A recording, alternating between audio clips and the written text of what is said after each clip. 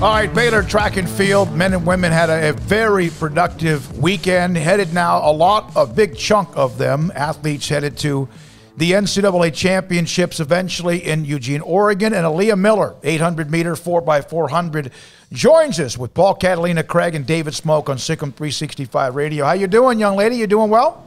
Yes, thank you for having me. Hey, thank you, and thank you for showing up with us on Zoom so we could watch you and kind of hear from you and understand you. You are on that Tribune, that Baylor article, about an article basically you wrote about yourself. How much fun, or was that difficult to do? I think it was kind of a little difficult. I didn't realize, I guess, how much was in my story, being here for 5 years, but it was really nice to reflect on, all my time being here at Baylor. Can you imagine if Baylor had not been a part of your life?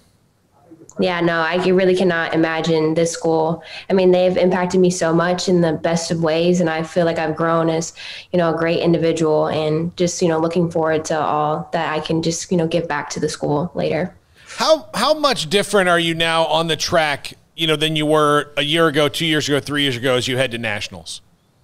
Yeah, I think the confidence is there. I feel like I've, really did a lot of self-reflection, and I feel like I'm in a good place mentally and physically, and just, really enjoying the entire process of it, not looking at it as something that's stressful, but something that I enjoy to do. And it's just been really fun to have, great people along the journey with me. Aaliyah, there's always a story of adversity in every single person's life, whatever anyone might do. You have a few, don't you? And injuries or other things along the way. Which has been the most difficult for you to overcome? I guess I would say my foot injury I had my freshman year, that really just put a halt at, my outlook of what I thought my journey was going to be. But, through that, I learned that not everything is how you envision it, and to just really trust the process and trust God's plan that he has for you. And I think that just kind of just showed what happened to me in my life. And I'm just so thankful, for all the highs and all the lows that happened. I really couldn't change it, because it just wouldn't put me in the position that I am in today. Is that the vernacular injury? The bone injury? Yes. Yeah. Did it even put more, I don't know if the word is stress on you, but because you were so highly acclaimed coming out of high school with what you had done, did you almost feel like a sense of you had to live up to those expectations? Yeah. And I feel like coming in as a freshman, you kind of have a new slate, but obviously you're always compared to what you've done in the past. And I really wanted to live up to it. I didn't want to be someone who was just, a high school wonder who did things great in Texas. I wanted to be known as, a national contender that, can get a national title and even compete on, U.S. teams. So it was really nice to just be back up at that standard and race confidently like that. Well, you seem to be there this past weekend. you 2:02.13. You won by 2 seconds, and you kind of slowed it down at the end. You could have won by 2 or 3 more. What was that like to be so dominant? It looked like from the beginning, when everyone kind of merges together, that you were in control of that race. Yeah, I mean, that was the plan. I just wanted to race confidently and strong, and really just solidify my training and, race plans, and making sure that I'm ready for, whatever happens at nationals, and then 2 weeks in the Olympic trials. All right, so when you set school records and you have that, is that your new baseline for a minimum? How does that work in your head when you're running? Like, okay, I've set this record, I've got to beat that now, or is that you're like, at least I have to do that again and again? Yeah, I think there's just something I kind of focus on every single race. It's not really mostly times, it's just executing, my race plans, how I'm feeling, and making sure that through each, part of my race, I'm still pushing and surging and, not staying lazy in the head and just staying focused.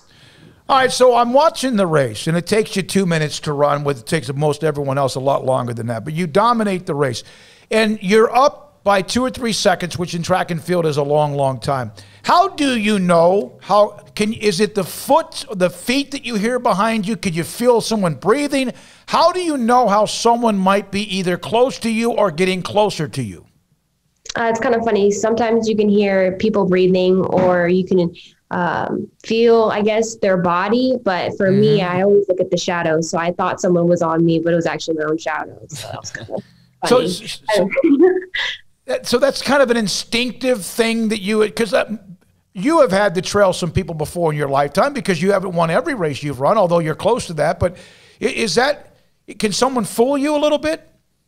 Oh, yeah, for sure. I mean, that's why you always have to be aware of your surroundings. And, times when I take it out fast, I am running blind. So it's kind of like you're making it up kind of behind you of who's around you. And, it's helpful when I have my coaches telling me who's around me and, making sure that I'm staying engaged on the track, making decisions, and then also like reconnecting with my coaches. I only have 2 laps. So, if I miss a little cue, it's kind of hard, but yeah, that's usually what happens.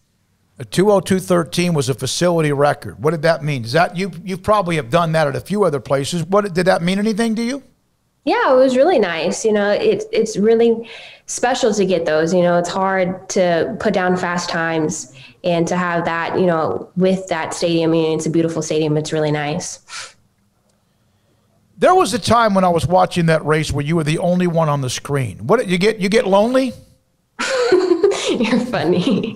No, I don't. I definitely don't get lonely, but it's definitely a different feeling because I know in the upcoming races, like I'm not going to have that. There's going to be girls that are going to be right next to me, and I'm just hoping that I'm not going to panic and just still race with that confidence and race strong and race smart and just see, where that ends up taking me.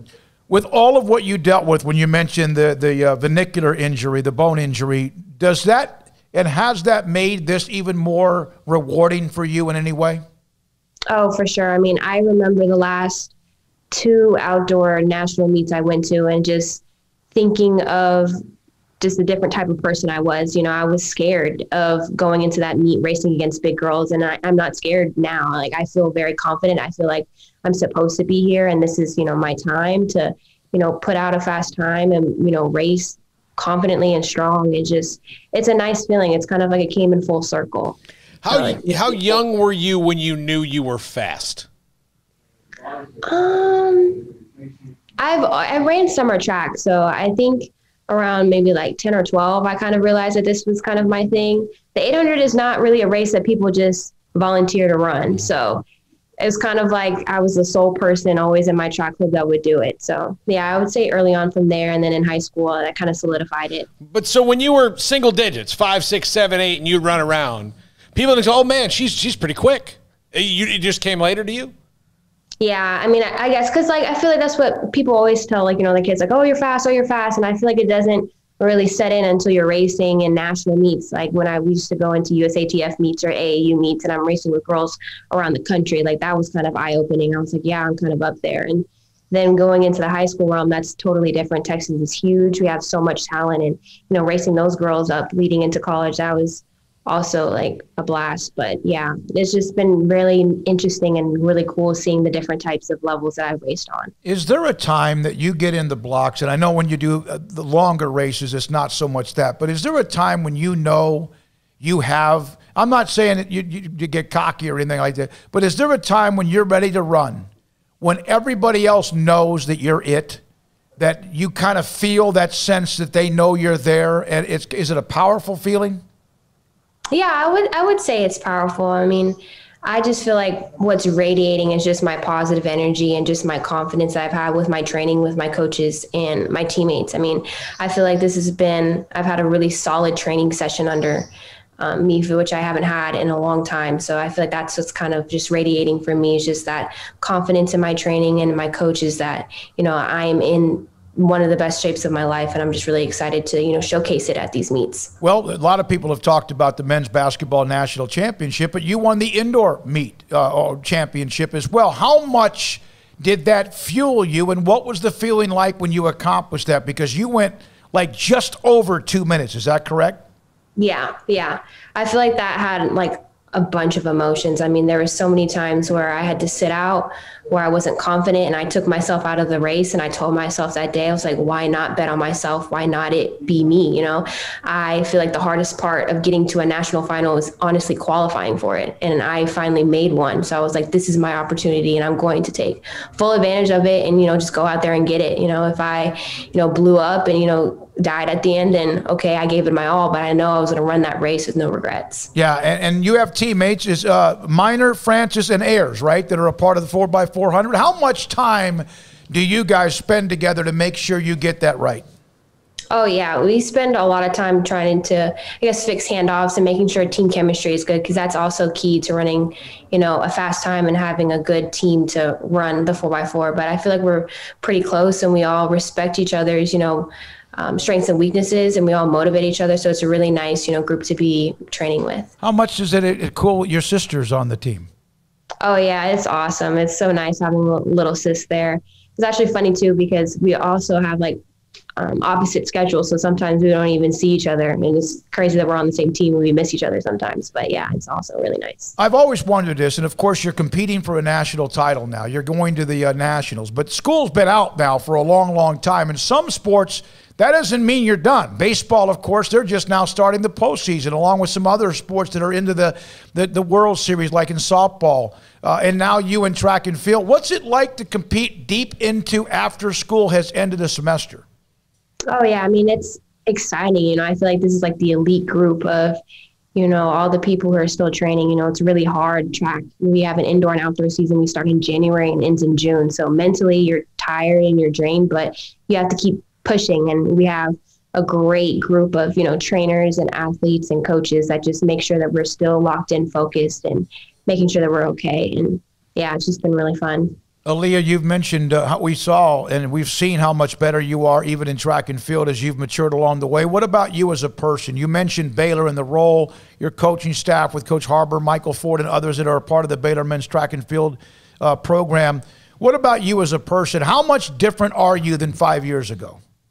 Yeah, I feel a lot more confident, I guess, in being proud of myself, where I came from in my journey, not shying away from any of the obstacles that are faced in my life. And I feel like just the support and the guidance that Baylor has given me has just been really a huge part of that. I mean, regardless of what I do on the track, they've cared for me as a person first. And that's something that I looked for when I was looking for a college. So I feel like they lived up to that role, and I'm just so thankful, and it's so special being part of this Baylor family. And it's going to be even more special when I come back and visit and show my family and my kids like this is where I was, and this kind of made me and really changed my life for the better. And Stacy Smith, among some others that are on the staff. I had someone today tell me, and Baylor's history in track and field with Michael Johnson and obviously with Jeremy Warner, among others, that you are now in the conversation among the greatest athletes in Baylor history. What does that mean to you?